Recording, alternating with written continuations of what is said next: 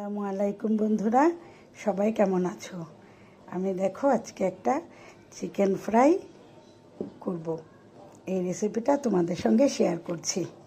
প্রথমে আমি মশলাগুলো দিয়ে দিচ্ছি।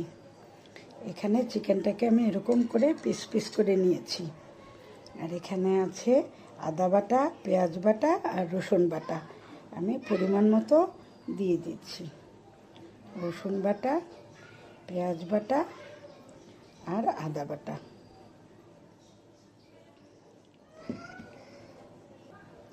এখানে আছে লাল মরিচের গুঁড়ো, লবণ, কালো গোলমরিচ আর সাদা গোলমরিচ।